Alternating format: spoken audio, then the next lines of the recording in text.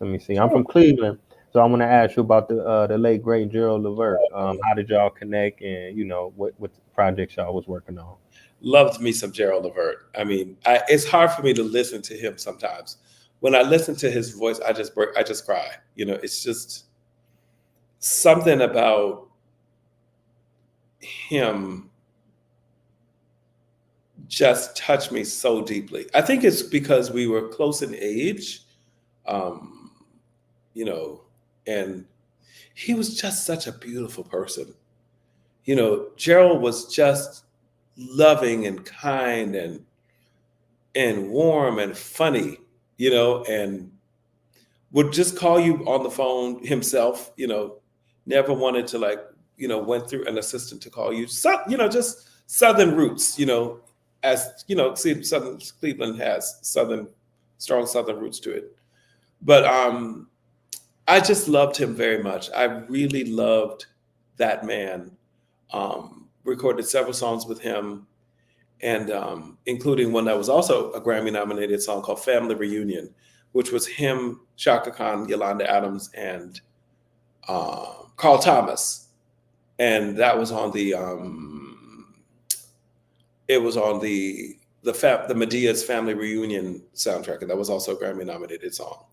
But like whenever I hear that, my mother likes me to play that sometimes, but it just tears me up. It's just something about his voice, just that he sang with so much soul. He sang just like his father. They just sang, they gave it everything they had. But there's another song I did with Gerald on one of his albums. Myself and my friend Troy Taylor wrote that song called "What Happened to the Lovin'." That was on his "Do I Speak for the World" album. On that song, Gerald heard the song and just had this vision. He said, "I want to put my father on this song." And he said, because my father's coming to town, while he was in town, he said, "I want to put my father and all the LeVert kids." He said, "My father's bringing all the grandchildren to New York for his show. They're going to go to the OJ show at Radio City, but then they're going to do some activities with the kids. The next day, I don't know, they were taking the LeVert kids, the grandchildren, somewhere. It was about 6 or 7 kids. So Gerald had this idea to bring all the LeVert kids into the studio to record it. And we even had like a little comedy, section of what two of the grandkids talking in the beginning. And I just remember, Gerald, the record just started sounding beautiful when we put his father on. We actually put Trey Songz on there too, who was one of Troy's, when Trey was first signed to Troy, and Gerald ended up just sort of informally mentoring Trey. Gerald was like that. If you had talent, he just wanted to be a part of who you were and support and pour love into you. And I remember being at the studio one day, and when the kids played his part, and he looked at his father and all the kids, and he just had tears in his eyes, and he's just said, "Gordon," he said, "this is one of the happiest days of my life." He said, "to have my father and all my nieces and nephews, on this record at the same time." He said, "This, thank you." He said, "Thank you. This is one of the happiest days of my life." And there's songs that become, excuse me, there are the songs that become the big hits, and then there are also the songs that really, they're the songs that live long through the charts, and there are other songs that are not as big as hits, like that particular song, but they live in people's hearts. And I'll never ever forget that we penned a song for Gerald, a great songwriter himself, that meant so much to him, as for his family. So, grateful, very grateful. Indeed, indeed, man. That's beautiful. I appreciate you sharing that, man. Because I feel like Gerald, he underrated. He don't get the props He like is he's underrated. supposed to. I agree there. Um, you know, but that's how it is sometimes. Okay, now the last thing I wanted to ask you, I was checking out online. Now you have a new album or an album you recently released? It's not that new. I'm overdue for an album. Oh, you got something I'm cooking? overdue, but I have made 4 studio albums, and they're called Uh-huh. Introducing Gordon Chambers. And my friends Troy Taylor, that I've mentioned in this interview, and Barry Eastman, have done production on my albums. So the first album is called Introducing Gordon Chambers. The second album is called Love Stories. The third album is called Sincere, and the fourth album is called Surrender. That's the most recent.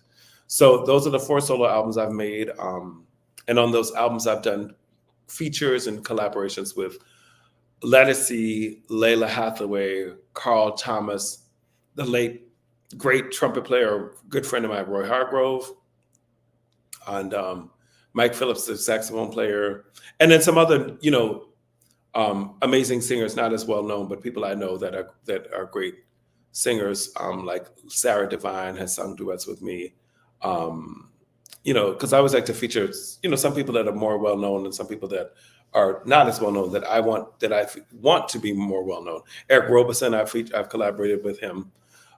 So those are some of the people who've been featured on the records, and the records that I've made are very similar to the songs that I've written for other people. Songs about love, songs about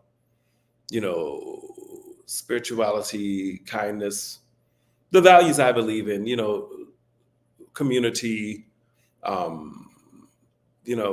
That's what I write about. That's what I believe in. As Dionne Warwick sang, and Burt Bacharach, and Hal David wrote, what the world needs now is love, sweet love. And as Stevie Wonder said, love's in need of love today.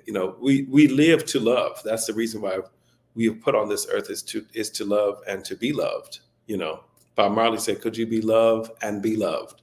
So that's what I write about. That's what I sing about. That's what I teach about. That's who I am. Man, no doubt that love. We need that. Marvin, what do you say? Only love can conquer. Hey, we get some more love going on, man. We'll be all right. We will. Yes. Yeah. So I know you got to make moves. I just want to thank you again. And I really mean this, man, because you wrote some powerful records. Definitely them songs is going to be playing forever as long as music is alive and well. You know what I'm saying? And I want to thank the viewers for tuning in. It's been a phenomenal episode. Well, thank you, Tay. It really means the world to me that journalists like yourself, who are music lovers, find me and thinking of me, that they want to help, talk to me and help me tell my story. And that I hope that I may God always cover you and bless you and everything that you do and who you are and all of yours and all the people watching this. Thank you. I hope something in this has touched your creativity and your spirituality and helped you to find something in yourself that you want to express. And I appreciate the time and the opportunity and the platform to do so. All right. Take care, King. Be safe out there. Bless you. Thank you, brother. All right. Peace.